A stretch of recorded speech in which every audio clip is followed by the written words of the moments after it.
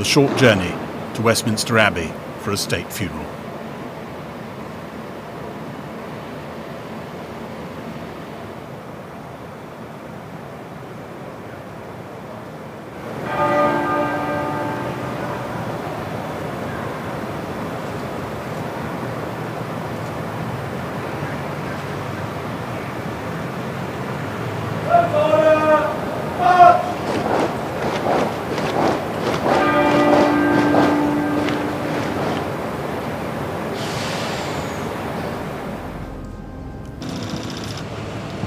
President Biden given dispensation to use his bomb-proof car.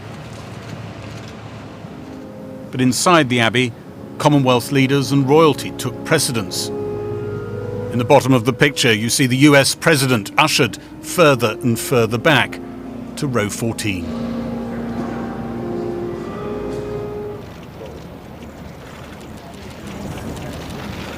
Former Prime Ministers together again, as they were for the Accession Council, proclaiming Charles King just over a week ago. Amongst the last to arrive at the Abbey, two of the Queen's great-grandchildren. Prince George, now second in line to the throne. Outside Parliament, the coffin on the state gun carriage, last used at the state funeral of Winston Churchill in 1965. Pulled by tradition, by naval ratings.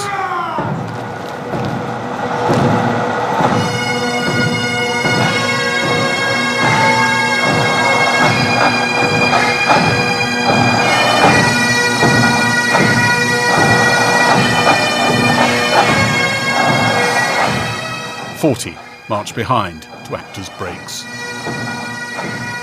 The Queen's children, and behind them her grandchildren, lined up to walk behind the coffin.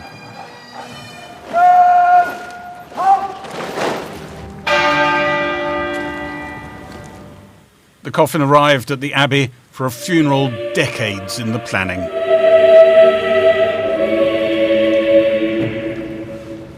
With the Buckingham Palace card, now the residence of the King, it read, "In loving and devoted memory."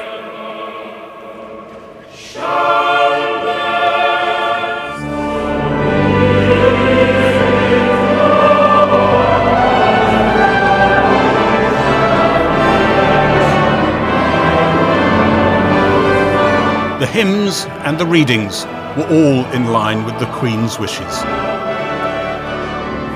Liz Truss, who she appointed as Prime Minister 2 days before her death, read the second lesson.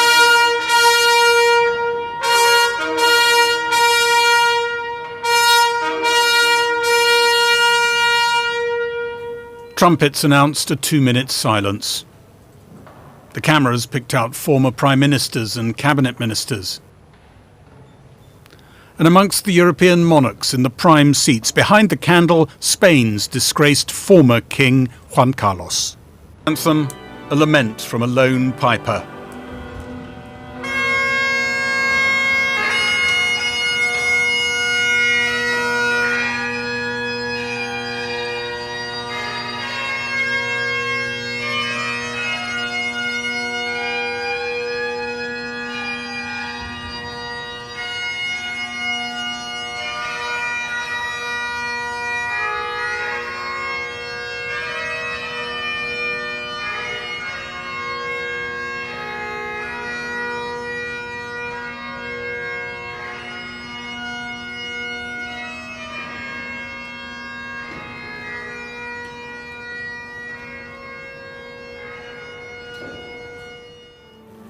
The coffin was then carried out and placed back on the state gun carriage.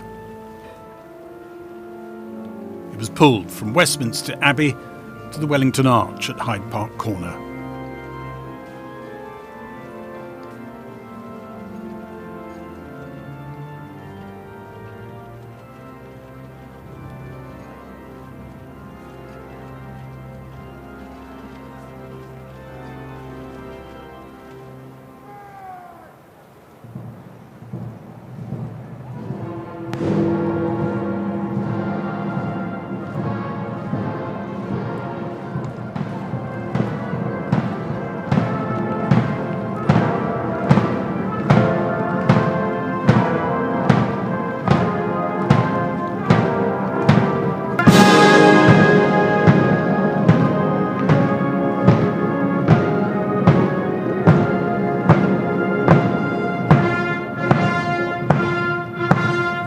Prince George and Princess Charlotte looked on from a car behind. Applause broke out all the way along the route. Then, past the Albert Memorial, the journey to Windsor in the State hearse. Some of London's busiest routes closed, lined with people, throwing flowers, cheering, taking photos.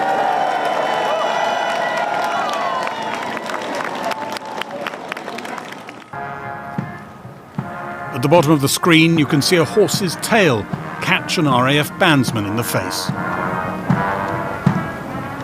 One brief, unscripted moment in a day of clockwork ceremonial. Inside the walls of the castle, the Queen's corgis.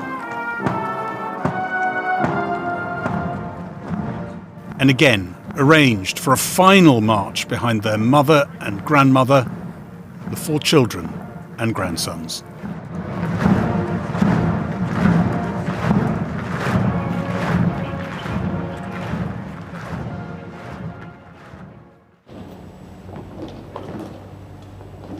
And for the Grenadier Guardsmen who've been pallbearers at Westminster Hall, Westminster Abbey, now their most challenging ordeal, ascending into St George's Chapel.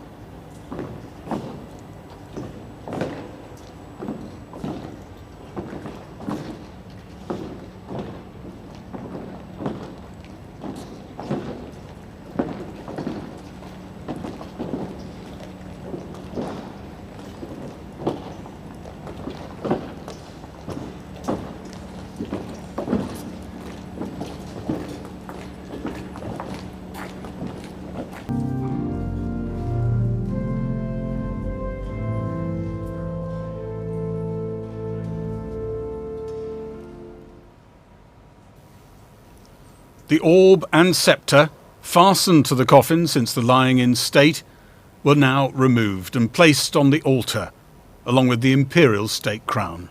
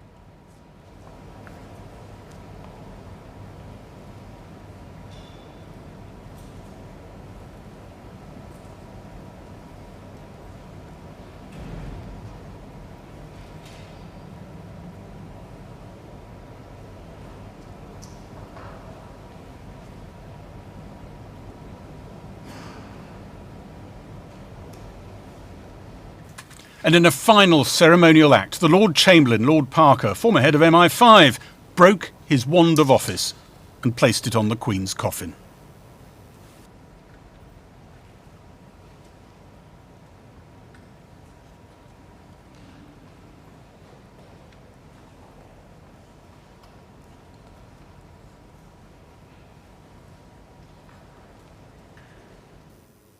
Then, as a psalm was read, the coffin descended to its final resting place in the royal family vault of St George's.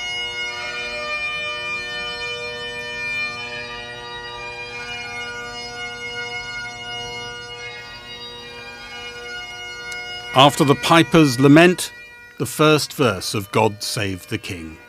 Position.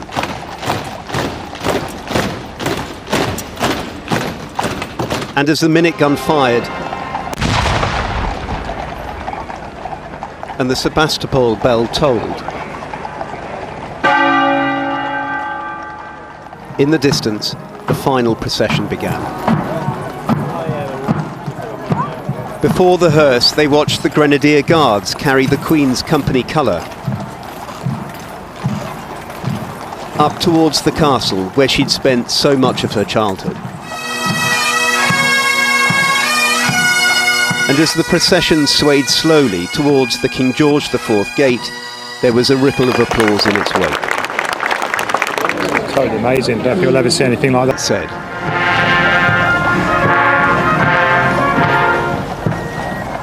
And when there was silence, it was arresting.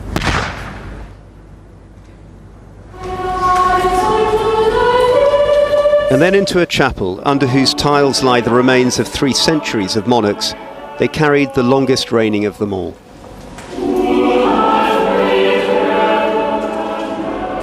There were 800 in St. George's Chapel, many of them members of the late Queen, on her coffin, moments before it was lowered into the vault.